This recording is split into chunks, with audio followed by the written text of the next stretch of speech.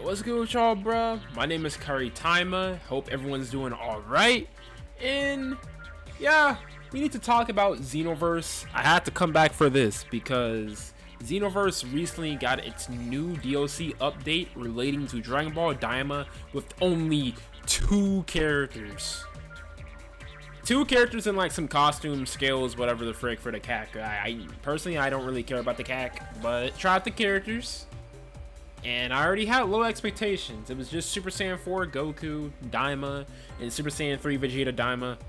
Had my expectations already low. This shit still disappointed me. I'm not gonna lie. My honest opinion, this DLC kinda trash, bro. It's kinda trash. And the price they're selling it for, $7, is fair enough.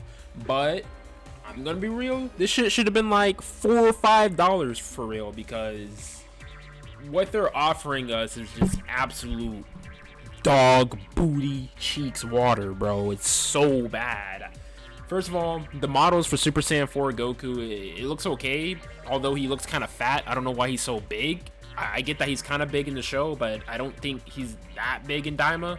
Correct me if I'm wrong, but yeah, that man, Super Saiyan 4 Goku, he's so fat in this game. He's so large. Like, I think he's like he's just as large, if not larger, than Orange Piccolo. It's absolutely ridiculous.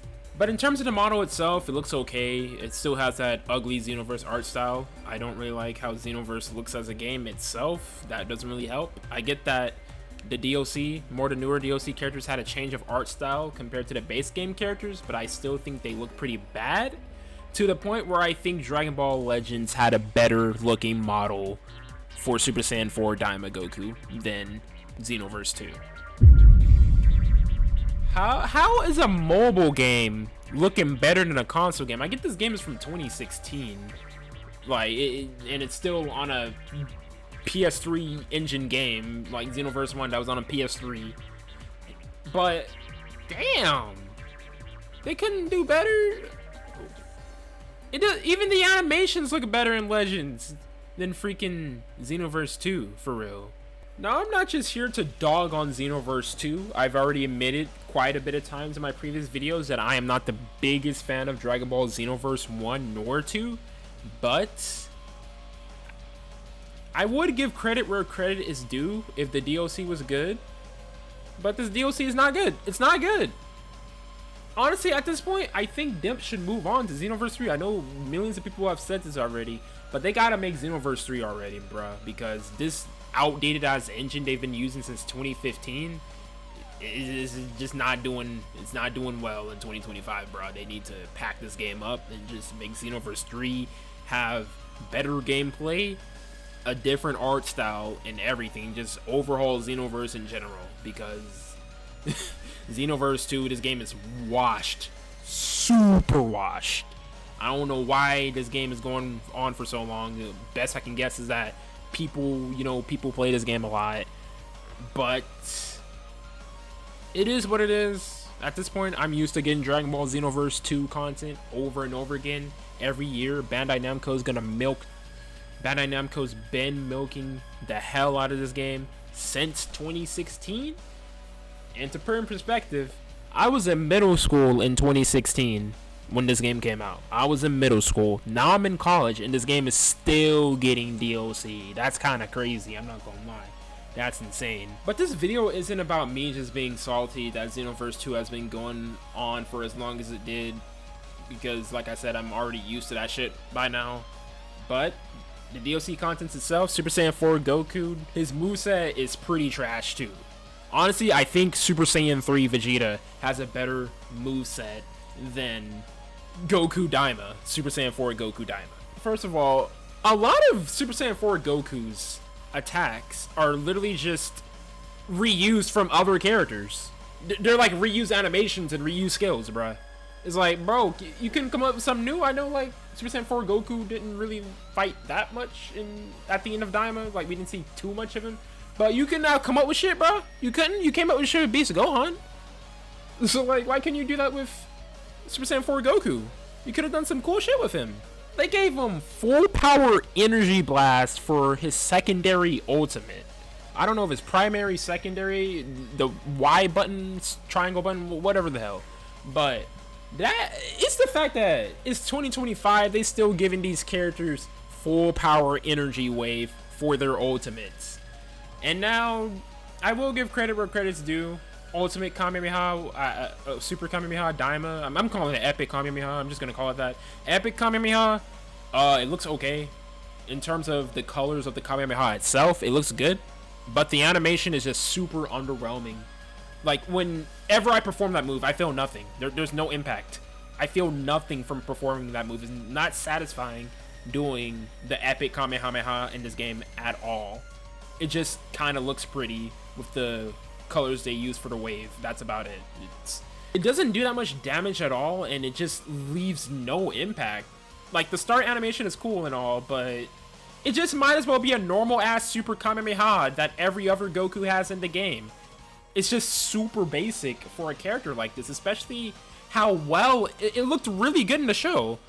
And Xenoverse always had this problem. Supers and Ultimates are trash. They look trash in Xenoverse. I'm sorry. They don't look good. Supers and Ultimates don't look good in Xenoverse at all. So I'm just gonna blame that on just the game itself. But since this is DLC we were paying for, they should at least put more effort into this, don't you think? They could have at least just had a way cooler cinematic or something. I'm not expecting this to be like no Sparking Zero Fighters type shit, but at least put more effort into it, Dimps. Come on, man.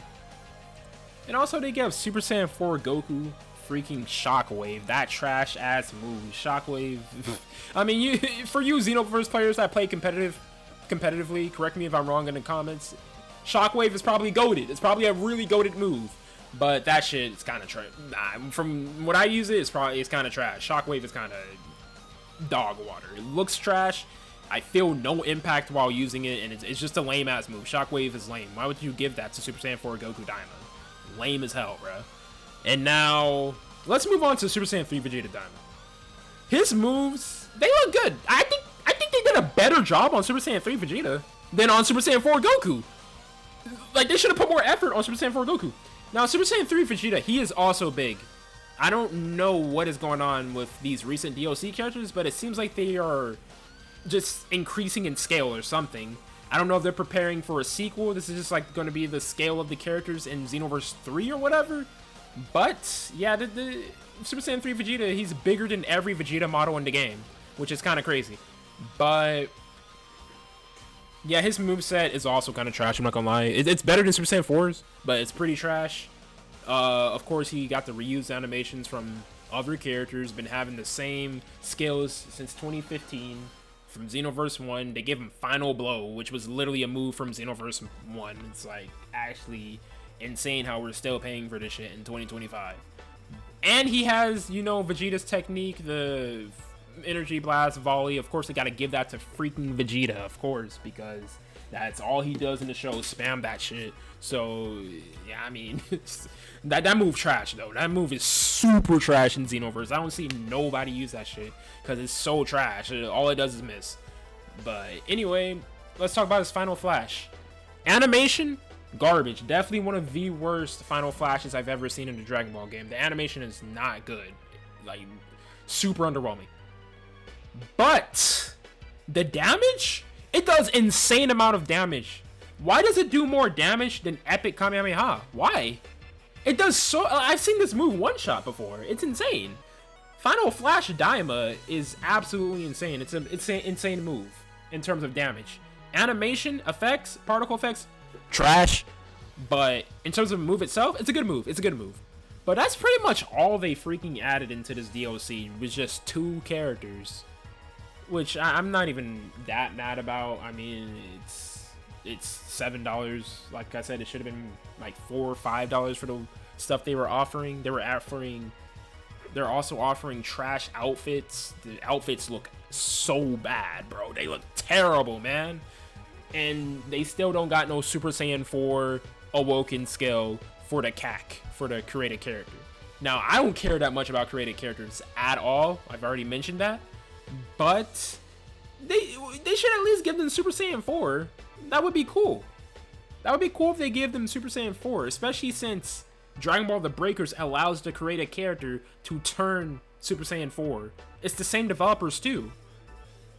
Like, what are you doing, Dimps? What are you doing, Bandai? That's what I'm saying. Bandai Namco, they don't love you. Bandai Namco do not love you. They don't care. They don't care. They put the bare minimum in literally everything they put out. They don't care about fans at all. Because if Bandai Namco truly cared, they would have been putting way more effort into these DLC characters. And they could have put crossplay in this game. They put crossplay in Dragon Ball The Breakers, but not in Dragon Ball Xenoverse 2. Now tell me, why does the trash Dragon Ball game gets to have crossplay and not the actual game that matters? Xenoverse 2 is one of Bandai's most successful games ever, so why aren't they putting the resources to add a crossplay to the game? I don't understand. They're not putting crossplay. The game still has ass netcode because Bandai Namco always got to do the bare minimum when it comes to online. That's low-key why I don't play PvP in this game. PvP is horrible. This game is not meant for no PvPs. Whenever I'm on Xenoverse, I just stick to parallel quests and raids and freaking versus matches. Online, this game is not meant for no 1v1s online. You can tell. It's just, it's delusional, bro. If I want to play some 1v1s PvP in a Dragon Ball game, I'll boot up Sparking Zero or Dragon Ball Fighters. That's what I would do. But yeah, pretty much to wrap this whole thing up, Xenoverse 2 DLC is trash, waste of money, waste of $7, $8 really, and I'd say don't buy this shit even for the price they're selling it for because it's just absolute garbage, and Bandai Namco and Dimps need to stop working on this washed game from 2016 that's really just a PS3 game in reality. Like, Xenoverse 2 is literally just a PS3 game, and they just need to come out with Dragon Ball Xenoverse 3 already, because frankly it's just Xenoverse 2 is showing its age. It's literally showing its age. This engine is old. This game is old. This engine is old. They need to stop. They need to let it go, bro. It's already over. But yeah, man, obviously, after this DLC, they're going to come out with the next 2 parts. I think there's like 2 more parts to Future Saga. And hopefully, that'll be the last of Xenoverse DLC. That'll be the last that we see of Xenoverse 2. But I'm not counting on it. Can you believe next year this game is about to be 10 years old? Can you believe that? Absolutely insane. But anyway, yeah. DLC is trash. Let me know what you guys think about the DLC. Let me know if you disagree, if you enjoyed the DLC. Let me know in the comments. Feel free to like or dislike, whatever. And now we just gotta wait and see how Sparking Zero handles Super Saiyan 4 Goku and adult Super Saiyan 3 Diamond Vegeta. Which, it's obviously gonna handle it better than this shit, even despite how Sparking Zero is. But anyway, yeah. I'm gonna see y'all later. Y'all have a good one. Peace out.